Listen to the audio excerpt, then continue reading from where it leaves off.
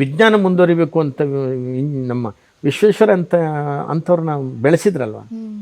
ಇದನ್ನೆಲ್ಲ ಯೋಚನೆ ಮಾಡಿ ನೋಡಿದ್ರೆ ನಾವು ಎಲ್ಲಿ ತಪ್ತಾ ಇದ್ದೀವಿ. ಎಲ್ಲೋ ಒಂದು ಕಡೆ ರಾಜಕೀಯ ಅನ್ನೋದನ್ನ ರಾಜಕಾರಣಿಗಳು ಮಾತ್ರ ಭ್ರಷ್ಟರಲ್ಲ, ಅಧಿಕಾರಿಗಳು ಮಾತ್ರ ಭ್ರಷ್ಟರಲ್ಲ. ನಿಜವಾದ ಭ್ರಷ್ಟರುಗಳು ಯಾರು ಅಂತಂದರೆ ಪ್ರಜೆಗಳೇ ಭ್ರಷ್ಟರು. ಯಾಕೆ ಅಂತಂದರೆ ಒಬ್ಬ ರಾಜಕಾರಣಿ ಹತ್ರ ನಾನು ಪ್ರಶ್ನೆ ಕೇಳಿದೆ, ನೀವು ಯಾವ್ದ್ಯಾವುದು ಇದಕ್ಕೆಲ್ಲ ಹೋದ್ರೂ ಅಷ್ಟಾದ್ರೂ ನೀವು ಮಾಡಲೇಬೇಕಲ್ವ ಸ್ವಲ್ಪ ದುಡ್ಡು. ಅವ್ನು ಪ್ರಾಮಾಣಿಕವಾಗಿ ಹೇಳಿದೆ, ಗುರುಗಳೇ ನಾವು ನೆಕ್ಸ್ಟ್ ಎಲೆಕ್ಷನಿಗೆ ಹೋಗ್ಬೇಕಾದ್ರೆ ದುಡ್ಡು ಬೇಕಲ್ಲ ಅಂದರು. ಯಾಕೆ ಬೇಕು ಅಂತಂದರೆ ನಮ್ಮನ್ನು ಭ್ರಷ್ಟರು ಮಾಡಿದ್ದು ಪ್ರಜೆಗಳೇ ಅಂತ.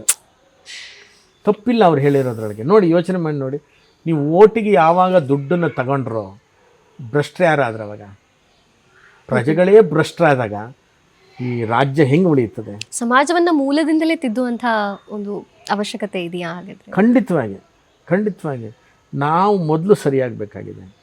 ನೀವು ಓದಲಿಲ್ಲ, ಯಾವುದೂ ಕೆಲಸ ಸಿಗಲಿಲ್ಲ, ಮತ್ತೊಂದು ಏನೂ ಆಗಲಿಲ್ಲ ನೀವು ಅಂತಂದರೆ ಒಳ್ಳೆ ವೈಟ್ ಬಟ್ಟೆ ತಗೊಂಡು ಶರ್ಟ್ ಹೊಲಿಸ್ಕೊಂಡು ಐರನ್ ಹಾಕ್ಕೊಂಡು ಓಡಾಡ್ಕೊಂಡಿದ್ದು ಆ ಕೆಲಸ ಮಾಡ್ಕೊಡೋದು, ಈ ಕೆಲಸ ಮಾಡೋದು, ಹಾಯ್ ಬಾಯ್ ಮಾಡೋದು, ಕೈ ಮಾಡೋದು, ಬಾಯ್ ಮಾಡೋದು, ಮಾಡ್ತಾ ಮಾಡ್ತಾ ಮಾಡ್ತಾ ಮಾಡ್ತಾ ಒಂದಿಷ್ಟು ಲಿಸ್ಟ್ ತೆಗೆದಾಗ ನಮಗೆ ಬೇಸರ ಆಗುತ್ತೆ. ಒಂದಿಷ್ಟು ಲಿಸ್ಟ್ ತೆಗೆದ್ರೆ ಅವ್ರ ಹಿನ್ನೆಲೆ ನೋಡಿಬಿಟ್ರೆ ಏನು ಯಾವ ಹಿನ್ನೆಲೆಯಲ್ಲಿ ಬಂದಿದ್ದಾರೆ ಅಂತ.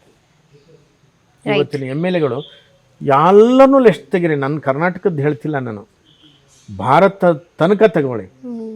ಎಷ್ಟು ಸಾವಿರ ಮಂದಿ ಎಮ್ ಎಲ್ ಎಗಳಿದ್ದಾರೆ, ಅಷ್ಟು ಜನರ ಲಿಸ್ಟ್ ತೆಗಿರಿ.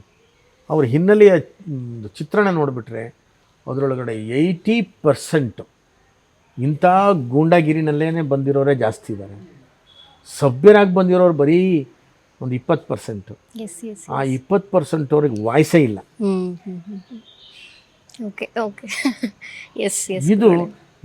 ಇದಕ್ಕೂ ಸಹ ಕುವೆಂಪುರು ಹೇಳಿರ್ತಕ್ಕಂತಹ ಡಿಂಡಿಮ ಬಾರಿಸಬೇಕಾಗಿದೆ.